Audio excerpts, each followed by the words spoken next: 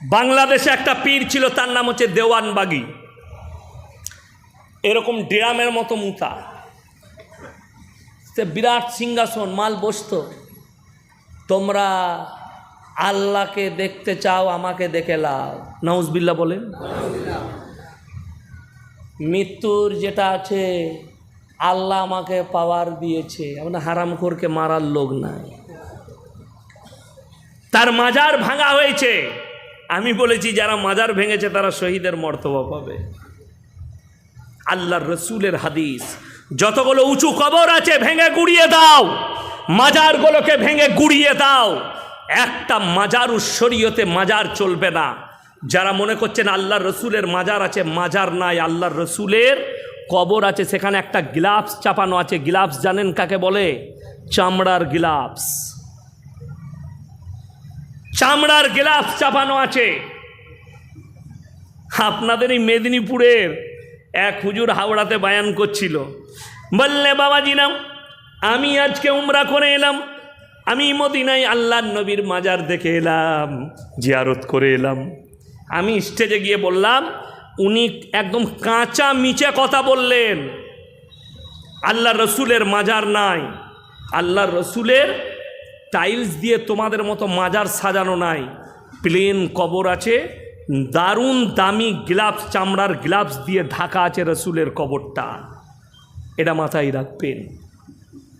মিথ্যা কথা মোবাইলে ফেসবুকে মাঝে মাঝে দিচ্ছে, দেখবেন। সবাই একবার সুবহান আল্লাহ লিখে যান আল্লাহর নবীর মাজার দেখে। হারাম করে, ওটা মাজারই নয়। মিথ্যা করে কোন পীরের, ভণ্ড পীরের মাজার দিয়েছে, দেব যে রসুলের মাজার। একদম মিথ্যা। আল্লাহ রসুলের মাজার নেই, কোনো সাহাবীর মাজার নেই। আল্লাহ রসুলের হাদিসে আছে, সব উঁচু কবরগুলো ভেঙে গুড়িয়ে দাও, নিচু করে দাও, মাথাগুলো গুড়িয়ে দাও। আর আমি বলে যাচ্ছি আপনাকে, ভারতে যদি 1 লাখ মাজার থাকে, 95,000 মাজারে মাল নাই, ফাঁকা বাজার চলছে। ঘটনা বলি, মাজার কি করে তৈরি হচ্ছে, আমাদের সমাজে কিভাবে মাজারগুলোর উৎপত্তি হচ্ছে। একজন পীর সাহেব আছে, তিনার মাজার, তিনি সেখানে মানুষকে তাবিজ দেয়, ইত্যাদি দেয়, তার বিরাট বাজার। তো একজন চোরের মা, সে এসে বললে, হুজুর বাবা, আমার ছেলেকে আমি পরিবর্তন করতে পারছি না, চুরি করছে, মদ খাচ্ছে, গাঁজা খাচ্ছে, তা বাবা আমার ছেলেকে পরিবর্তন করো। বলে গাঁজা খায়? বললে হ্যাঁ। তো বলো মালকে আমার কাছেই রেখে যা, ও দেখলে গাঁজাটা ফ্রি টানবে। তো বললে আমার কাছে থাকবি, যেগুলো বলবো সেগুলো করবি। সে চোর সেই গাঁজাখোর পীরের কাছে থাকতে লাগলো। তার একটা ঘোড়া আছে, ঘোড়াটার খুব শরীর খারাপ। সে বললে বাবা আরামবাগে যা, একটা ভালো ডাক্তার আছে, আমার ঘোড়াটাকে ডাক্তার দেখিয়ে নিয়ে আয়। সে এখন রাতের বেলায় বেরিয়ে গেছে। আরামবাগ যেতে যেতে কামার পুকুরের কাছে মাল মারা গেছে। সে দেখলে রাতের বেলায় আল্লাহ মরা ঘোড়া নিয়ে কি করব। সে কি করলে, মাঠেতে এক জায়গায় কোণে খাল কেটে কবর করে দিলে, পুঁতে দিয়ে দিয়ে মাজার করে দিল। সকালবেলায় গঞ্জে, আমার হুজুর মারা গেছে, আমার বাবা মারা গেছে। সব এলাকার লোক জড়ো, কে? বলে অমুক হুজুর মারা গেছে। ও কিন্তু মরে নাই, এখনো আছে মেদিনীপুরে, তার নামে মাজার হয়ে গেল। কি বুঝলেন? বাজার চলতে লাগলো। ও এখন পীর হয়ে গেল, বুঝতে পেরেছেন তো? চোর ডাকাত গাঁজাখোর মাতাল পীর হয়ে গেল। বাজার চলছে, ই মনে মনে ভাবছে যে সে যে গেল আমার ঘোড়া নিয়ে, এখনও তো ফিরল না, এ আমাকে খুঁজতে বেরোতে হবে। সে এখন আর একটা ঘোড়া নিয়ে খুঁজতে বেরিয়েছে। সে কামার পুকুরের কাছে এসে দেখছে, আল্লাহ এত ভিড়, মাজারটা কবে হলো? গিয়ে দেখছে আল্লাহ আমার নামে মাজার। সে বলে শয়তান, আমি কবে মরলাম বে? বললে হুজুর চুপ করুন না, বাজার ভালো চলছে। বলছে কেন? বলে ওই যে ঘোড়াটা মরে গিয়েছিল, আমি তাকে পুঁতে দিয়ে আপনার নাম দিয়ে বাজার চালাচ্ছি, ভালোই তো পয়সা পড়ছে, দারুণ চলছে, লোকে চাদর চড়াচ্ছে। ই বললে ঠিক আছে তুই চালা, তবে একটা কথা শোন। বলে কি হুজুর? বললে এই যে ঘোড়াটাকে পুঁতেছিস, আমার যে মাজারটা আছে আর মাটাই সেখানে পুঁতা আছে। কথা বুঝতে পেরেছেন? এর মাটাই সেখানে পুঁতা আছে। নাউজবিল্লাহ। আমার ভাই, এইরকম হাজারো মাজার দেখতে পাবেন, অবাক হয়ে যাবেন ইসলামী শরীয়তটাকে নিয়ে কিভাবে খেলা করছে এই আমাদের সমাজ, মুসলিম সমাজ। আমি মাস 3 আগে জলসায় যাচ্ছিলাম উত্তর দিনাজপুর, তো বোলপুর পেরিয়ে আহমদপুরের মধ্যেখানে আমার গাড়ি আটকিয়েছে। গাড়ি আটকিয়ে বলছে হুজুর চাঁদা লাগবে। কেন বাবা?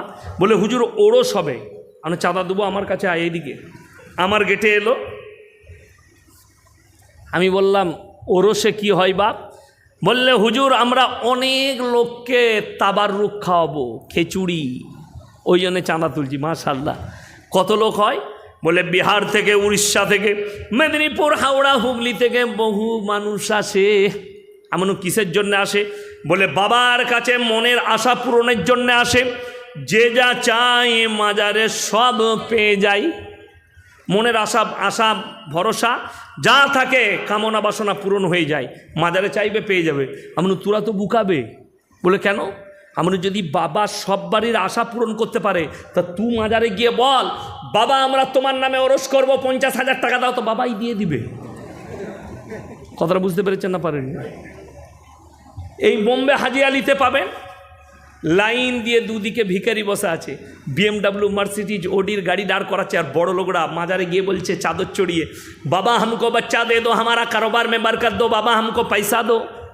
ই চাইছে মাজারে। আর যখন বেরিয়ে আসছে ভিখারিরা বলছে আল্লাহকে নাম পে দে দে, আল্লাহকে নাম পে। কেন? ই ভিখারিও জানে পকেটে তোর পয়সা আছে বাবার কাছে, বাবা মারা গেছে, ওর কাছে টাকা নাই, টাকা তোর পকেটে আছে। আজমির থেকে শুরু করে, পাথরচাবড়ি থেকে শুরু করে যতগুলো মাজার আছে ভারতবর্ষে, সরকার নিজের আন্ডারে নিয়েছে। যতগুলো টাকা দেন, টাকাগুলো সব চলে যায় সরকারের আন্ডারে। আপনি চাদর চড়াচ্ছেন, ওই একটা চাদর যদি 5,000 টাকা দিয়ে চাদর চড়াতে যান, আমার ভাই 5,000 টাকায় 100 টাকা করে 50টা নামাজ পড়ার চাদর এনে পাড়ার গরিব দিকে দেন, খাজা বাবাও রাজি হবে, আল্লাহও রাজি হবে। কিন্তু কষ্টের বিষয়, কোরআনে আছে ফালিল ওয়ালিদাইনি ওয়াল আকরাবিন ওয়াল ইয়াতামা ওয়াল মাসাকিন ওয়াবনাস সাবিল। আল্লাহ যাদেরকে মাল দিয়েছে, তোমরা দান করতে গেলে, খাওয়াতে গেলে সব থেকে প্রথমে কাছের গরিবকে দাও। আর পাড়ায় এসে চায়ের দোকানে বলছে ভাই আমি পাথরচাবড়িতে 300টা ফকির খাওয়ালাম, কবরে কেলানি ছাড়া আর কিছু খাবি না। পাড়ার লোককে এক থালা ভাত দেয় না, হারাম করে বলছে ফকির খাইয়ে এলাম। কথাটা বুঝতে পেরেছেন না পারেননি? পাড়ার গরিবকে তুমি দেখো না। আল্লাহ রসুলের হাদিস শুনে যান, আল্লাহ যাদেরকে মাল দিয়েছে, তোমরা বাড়ি তৈরি করলে, কি তৈরি করলে বললাম? বাড়ি তৈরি করলে তোমার বাড়ির দেওয়ালটা এতটা উঁচু করো না যে গরিবের গরিবিটা না দেখতে পাও। দেখতে হবে। এই যে বন্যা হয়েছে, মেদিনীপুর, হাওড়া, হুগলি, বর্ধমান, 24 পরগনায় বন্যা হয়েছে, এই বন্যা দুর্গতদের কাছে খাবার পৌঁছানোর দায়িত্ব আপনার। আমি দিনাজপুরে জলসায় গেছি, একজন অনেক বৃদ্ধ আলেম, 90 বছর বয়স হবে, তিনি আমার কাছে দেখা করলেন, বললেন হুজুর আমি পড়েছি সাহারানপুর মাজাহির উলুমে। আমরা মাশাআল্লাহ, তো আপনি তো খুব ভালো ছাত্র আগেকার। বলে আমি কিন্তু ফারেক হয়নি, শরীর খারাপ হয়েছিল, পালিয়ে এসেছিলাম। আমার মনে আশা জেগেছে আমি দেওবান্ধে কিছু টাকা পাঠাবো। কি বললেন? দেওবান্ধ মাদ্রাসায় দান করব কিছু টাকা। আমি ক টাকা দিবেন? বললে আমি 3,000 টাকা দেবো। আমি তোমার দান কবুল হবে না। বললে কেন হুজুর? আমি বললাম কোরআনে আছে ফালিল ওয়ালিদাইনি ওয়াল আকরাবিন, দেওবান্ধে 3,000 কোটি টাকা দিবার মতো দাতা আছে।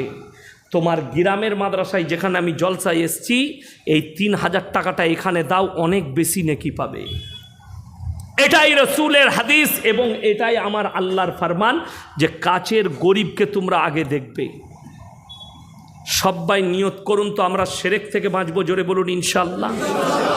কবর পুজো থেকে, শিরক থেকে বাঁচুন। আল্লাহর কাছে যতগুলো পাপ আছে আল্লাহ ইচ্ছা করলে সব ক্ষমা করবেন, কিন্তু কোরআনে আছে ইন্না শিরকা লাযুলমুন আযীম, আমি আল্লাহ শিরকের গুনাহ মাফ করব না।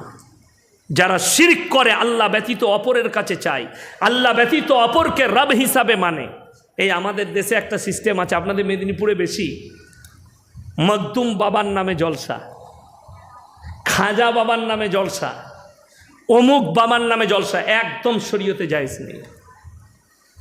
আপনি জলসা করবেন কি উদ্দেশ্যে?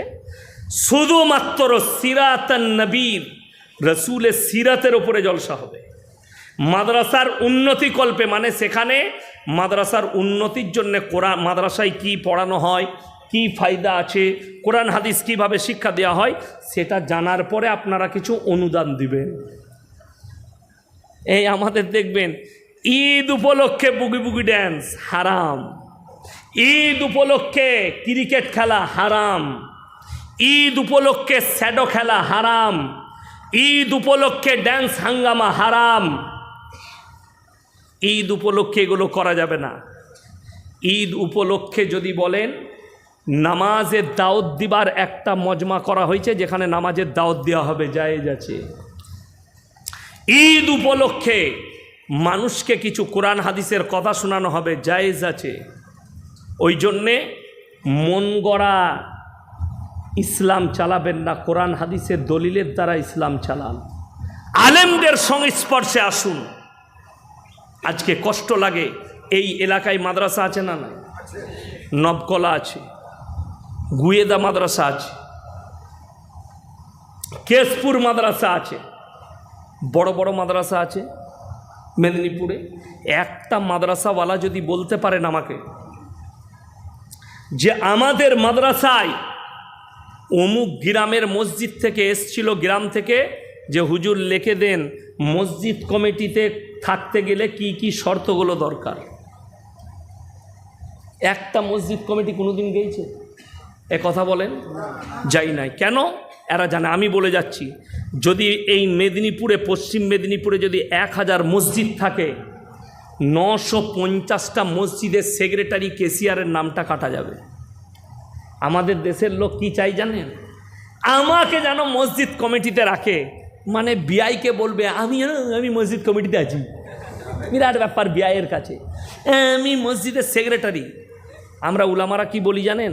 আমি একটা জলসায় বলেছি, কেউ কি যদি তাড়াতাড়ি জাহান্নামে পাঠাবি, তাকে মসজিদের সেক্রেটারি কেসিয়ার করে দে, সহজ হয়ে যাবে। কেন? এই দায়িত্বটা এত বড় দায়িত্ব। ইমামের পরে যে মসজিদের সেক্রেটারি হবে, তার 1 নম্বর শর্ত হচ্ছে ইমামের অবর্তমানে নামাজ পড়াবার যোগ্যতা থাকতে হবে।